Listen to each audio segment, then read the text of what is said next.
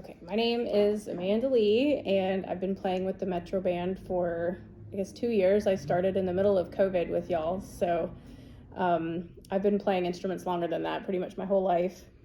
Well, I guess I used to be a music major. I was a music education major the first time I went to college, and I got married. Me and my ex-husband were in the band together, so I followed him. He was actually in the military, and I followed him around, so that kind of ties into the challenge here. It was difficult to be a music teacher when you move every 2 years, so I kind of put that aside to, be a wife and everything, and but actually it allowed me to kind of have my best musical memory at this point, which was getting to conduct the Del Monte Brass at Monterey, in Monterey, California, which is at the Del Monte Brass is the volunteer group of musicians at the Navy postgraduate school there. So it was my first opportunity to conduct adults. Before that, it had just been middle school.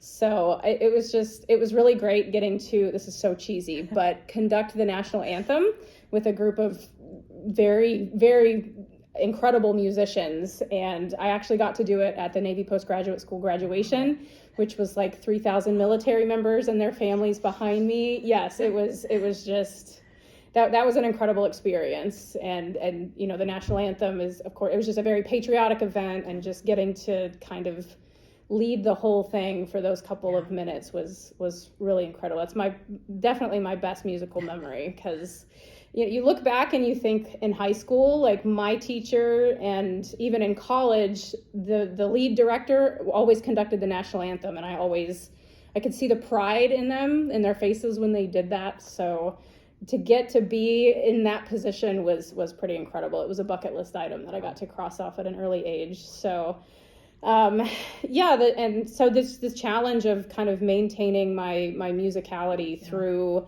moving every 2 years, and then eventually ending up here in West Virginia and connecting with the Metro Band, which has led me to other organizations in the state as far as music is concerned. Has life, it's just funny the way life works out. So where did you grow up? I grew up in New Mexico. So what brought me to West Virginia from the desert Southwest?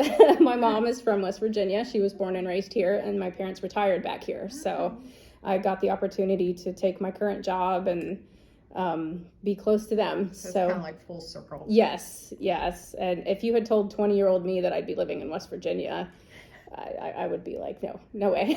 So tell me how many instruments you play. So I played piano since I was little. I took a couple of years of piano lessons starting in, I believe, the 5th or 6th grade. And it was just, regular piano lessons, just Alfred's basic, lesson books. Yeah. And then we moved, that was when I lived in Albuquerque. And then we moved to the mountains, and I just started with the band, the local middle school and high school band there. And when did you find out you could play all these things? If you asked my mother that question, she would say I was a toddler figuring out how to play Twinkle, Twinkle, Little Star on one of the little Fisher-Price xylophones. I don't remember that. You take her word for it. I don't know. We will. So it's always been something. I still play piano. I play piano for Humphreys United Memorial Methodist Church in Tornado. Yeah. And, in high school was when I started playing. I played percussion because it was, keyboards are the same from piano to xylophone, and I learned, drums, and then I just, there was a storage room full of instruments, so I just asked my teacher or my band director, hey, can I take one home and for the summer and learn it? So I did that with an alto clarinet. I did it, and then the next summer I did it with oboe, because our oboe player moved away and they needed an oboe player. So I was like, I'll learn it over the summer. And my junior year, I started oboe. I was an all-state oboist in New Mexico my junior and senior year in high school. So I learned bassoon my senior year, and I kind of switched to bassoon when I went to college, but double reeds were my primary instrument. I played saxophone. That was what I ended up marching in college.